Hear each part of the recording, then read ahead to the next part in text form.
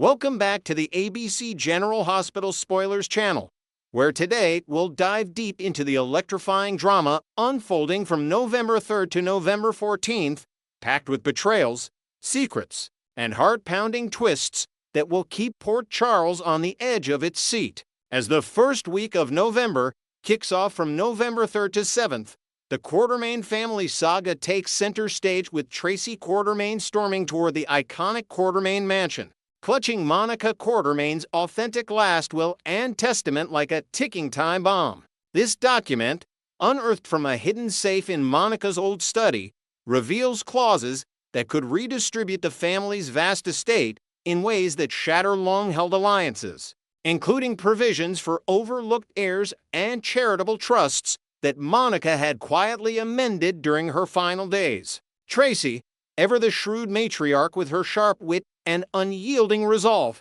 arrives just as tensions simmer in the opulent living room, where polished oak tables and crystal chandeliers witness the unfolding chaos. But before any signatures can seal the deal, out back a cunning newcomer with a shadowy past tied to Australian mining tycoons who once vied for Quartermaine business swoops in like a fox in the henhouse, snatching the critical mansion sale papers right from under Veronica Ronnie Bard's manicured fingers. Ronnie, a slick real estate mogul with a reputation for brokering deals that leave families fractured, had been poised to ink the transfer, potentially selling off the historic estate to fund her lavish lifestyle. Outback's bold heist, motivated by a personal grudge against the Quartermaines for a long-buried land dispute down under, injects pure mayhem into the scene, scattering documents across Persian rugs and prompting frantic searches amid accusations flying like daggers. This brazen act teeters on the brink of unraveling the entire altered will scam,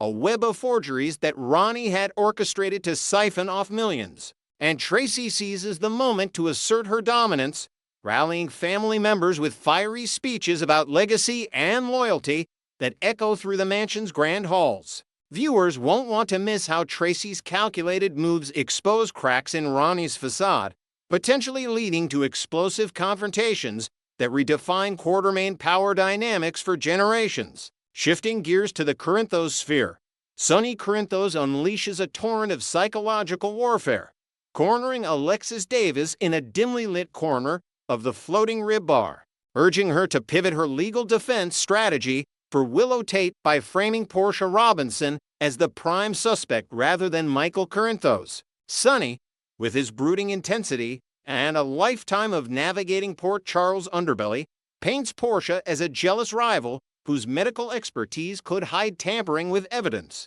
all while Willow's innocence hangs in the balance amid whispers of corporate sabotage at the hospital. Alexis, the battle-hardened attorney whose own history with Sonny is laced with passion and peril, initially resists this manipulative ploy, her eyes flashing with ethical fire as she counters that such tactics could boomerang and implicate them both. Yet, before she can fully dismiss him, Alexis clashes head-on with Drew Kane in a heated courtroom prep session, where old flames and new suspicions ignite over conflicting alibis that threaten to derail Willow's case entirely. This verbal showdown, set against the backdrop of flickering candlelight and clinking glasses, uncovers buried resentments from Drew's presumed death and return, forcing Alexis to confront whether her loyalties lie with justice or personal vendettas. Meanwhile, the younger generation stirs up its own storm as Alexis steps in as a fierce advocate for her grandson Danny Morgan, who finds himself entangled in a reckless teen plot orchestrated by Emma Scorpio Drake and Giovanni Joe Palmieri. Emma, the spirited daughter of spies with a knack for espionage inherited from her parents, teams up with Joe, a street-smart newcomer whose Italian roots bring flair and fire to their scheme aimed at toppling the enigmatic Professor Henry Hank Dalton. Rocco Falconeri and Charlotte Casadini join the fray, with Rocco's boyish enthusiasm clashing against Charlotte's calculated cunning as they plot digital hacks and midnight stakeouts to expose Dalton's illicit research on mind control serums. But chaos ensues when their plan derails spectacularly, perhaps a glitch in their hacked server alerts authorities, or an unforeseen betrayal from a loose-lipped accomplice leaving Rocco cornered in a web of lies that could land him in juvenile detention. General Hospital enthusiasts will be riveted as Joe scrambles to extract his friends from the mounting crisis, deploying quick-thinking diversions like fake identities and decoy messages. Yet Dante Falcone's fury boils over at the revelation that Joe pulled his son Rocco into this high-stakes takedown of Dalton, a professor whose experiments echo the town's darkest scientific scandals. Dante, the principal detective with a soft spot for family, paces the police station in frustration, his badge weighing heavier as he grapples with protecting his kid from the perils of vigilante justice. Britt Westburn, the brilliant but rebellious doctor, now knee-deep in the conspiracy through her access to Dalton's lab notes, adds another layer of peril, prompting Dante to warn her of the lethal risks lurking in the shadows, including anonymous threats that hint at Dalton's powerful backers. Danger escalates dramatically for Anna Devane, the seasoned WASB operative whose unyielding pursuit of the Caesar Faison project, a clandestine operation unraveling Faison's lingering network of arms dealers and assassins, plunges her into a labyrinth of peril that tests her every instinct. Anna, with her elegant poise masking a steely resolve honed from decades in the field, stumbles upon encrypted files in an abandoned warehouse on the outskirts of Port Charles, only to trigger a trap that leaves her cornered by Faison loyalists wielding silenced pistols and cryptic warnings about unfinished vendettas. This perilous encounter, illuminated by the harsh glow of sodium lamps and the distant hum of the harbor, forces Anna to rely on her wits, dodging bullets and piecing together clues that link back to long-buried WASB betrayals. Concurrently, Sonny Corinthos carves out an intimate interlude with a D.A. Justine Turner in a secluded booth at his waterfront penthouse, where the air crackles with unspoken tension as they engage in a cat-and-mouse game of revelations and deceptions.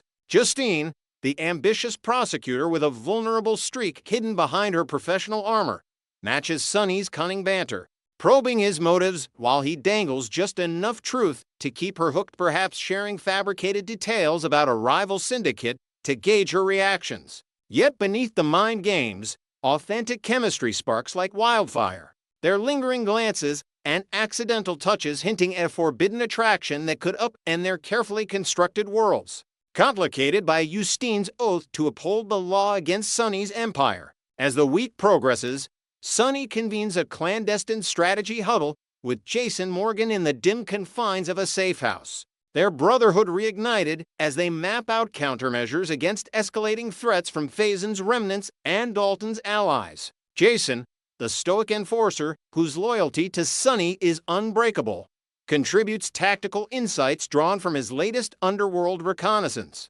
sketching diagrams of escape routes and potential ambush points that promise a thrilling reunion of Port Charles' most formidable duo. Jocelyn Jacks, the determined journalism student with a firebrand spirit, receives her latest WASB directive from an encrypted briefing, thrusting her into a covert operation that blends digital sleuthing with on-the-ground reconnaissance in Port Charles' underbelly. Felicia Scorpio, the adventurous private investigator whose flair for the dramatic rivals any soap vixen, dives into a parallel inquiry involving smuggled artifacts tied to the Faison legacy. Her toolkit of gadgets and disguises ready for the chase. Amid these high-wire acts, a beloved face from yesteryear resurfaces in a twist that electrifies the narrative, perhaps the return of a reformed villain like Helena Casadin's confidant, whose reappearance stirs ghosts of the past and injects fresh intrigue.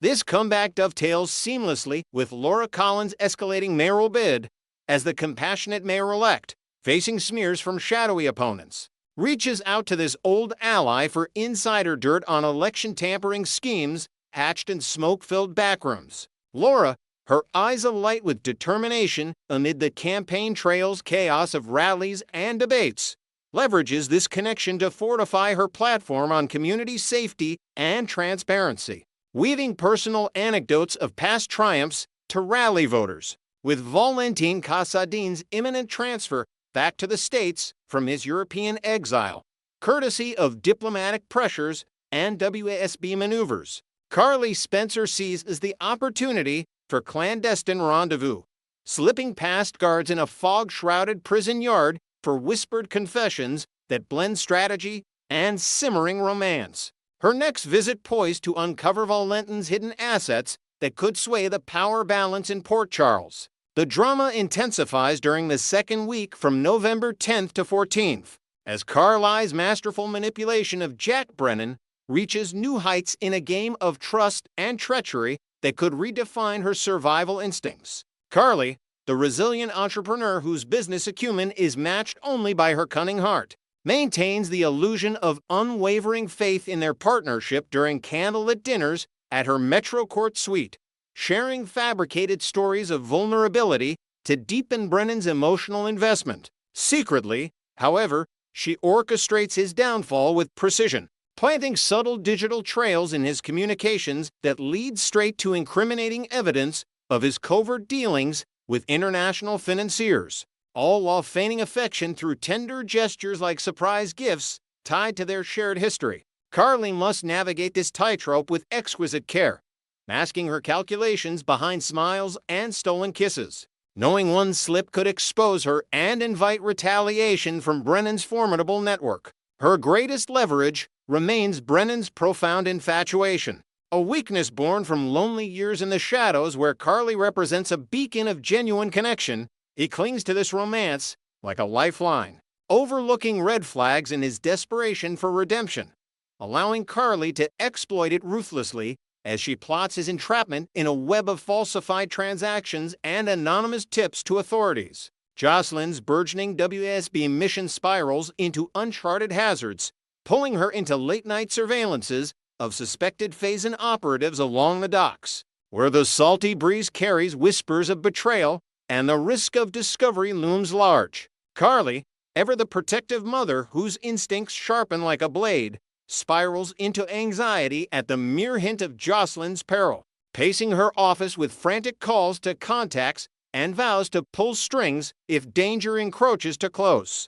This maternal turmoil clashes with Jocelyn's growing independence, sparking tense family dialogues that explore themes of autonomy versus safety in a town rife with peril. On another front, Britt Westburn's defiant streak lands her in hot water with Jen Sidwell, the rigid overseer of a secretive research consortium whose protocols Britt flouts with reckless abandon, perhaps by leaking partial data to aid the teen's plot or bypassing safety checks in Dalton's lab. Her insubordination, fueled by a moral compass that prioritizes lives over bureaucracy, ignites a feud that could cost her career and invites Sidwell's vengeful countermeasures, like fabricated misconduct charges. Jason Morgan, the watchful guardian whose bond with Britt pulses with unspoken depth, harbors mounting worries over her entanglements, confronting her in hushed hospital corridors with pleas for honesty that peel back layers of her guarded past.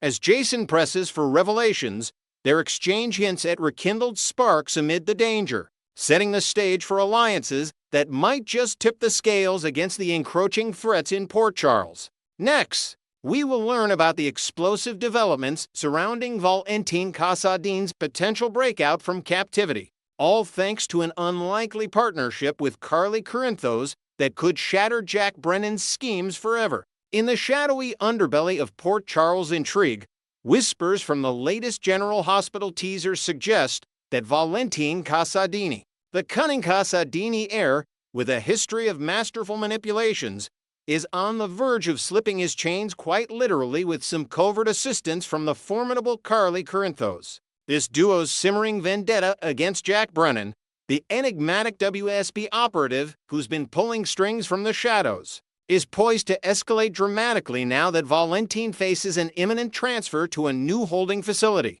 Brennan, ever the interrogator, had been squeezing every last drop of classified knowledge from Valentin during his stint at the ultra-secure Steinmauer prison. But his probes fell short of uncovering the full scope of secrets tied to Valentin's past alliances. Frustrated yet determined, Brennan had plotted to leverage emotional leverage by scheduling more visits from Valentin's young daughter, Charlotte Casadini, hoping the tender family moments would coax out hidden truths about long-buried espionage networks. Yet, Carly, with her razor-sharp instincts, honed from years of navigating Port Charles' treacherous power plays, intercepted this ploy by fabricating concerns over Charlotte's stability, insisting that Lulu Spencer, Charlotte's protective mother, would never allow disruptive jaunts to distant Switzerland that could upend the girl's fragile routine in a prestigious boarding school there. This calculated narrative struck a chord with Brennan's calculated facade of concern,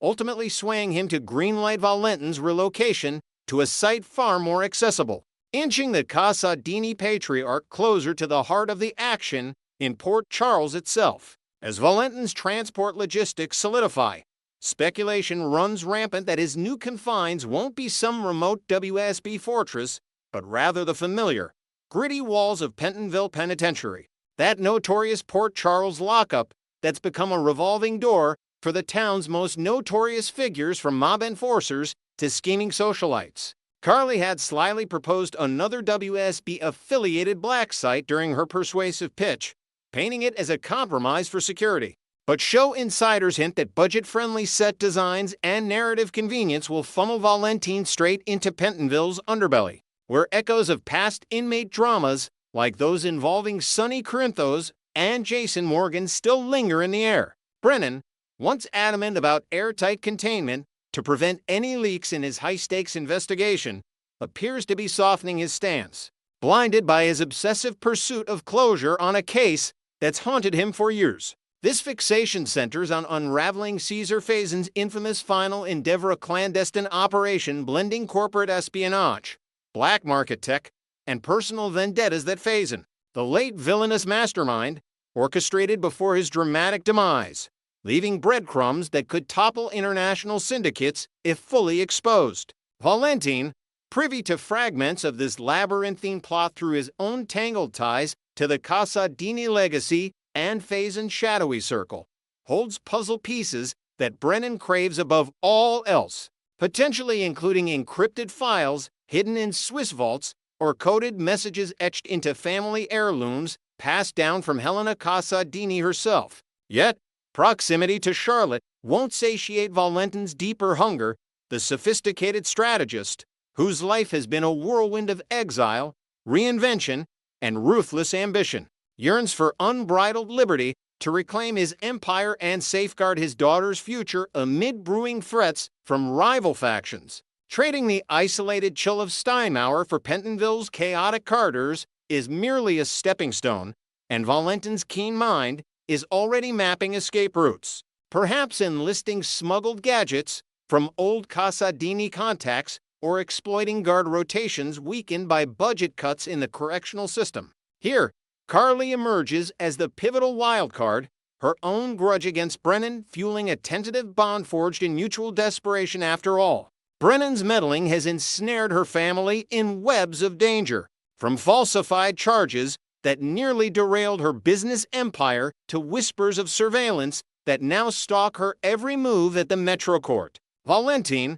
sensing Carly's vulnerability, might appeal to her maternal ferocity by revealing intel on Brennan's hidden agenda, like a fabricated dossier suggesting the agent orchestrated a near-fatal incident involving Carly's son Michael during a corporate raid, twisting facts to ignite her protective rage. The stakes skyrocket for Carly if she dives headfirst into Valentin's audacious liberation scheme, risking not just her freedom, but the fragile equilibrium she's rebuilt post-divorce. And amid Sonny's volatile world, imagine the fallout if authorities trace the breakout to her doorstep, unraveling her custody battles or igniting a mob war that engulfs innocents like her granddaughter Avery. Undeterred, Valentin could lure her with tantalizing vows of retribution, framing the escape as the ultimate equalizer against Brennan's tyranny, complete with promises of insider leverage to dismantle the WSB's grip on Port Charles elites.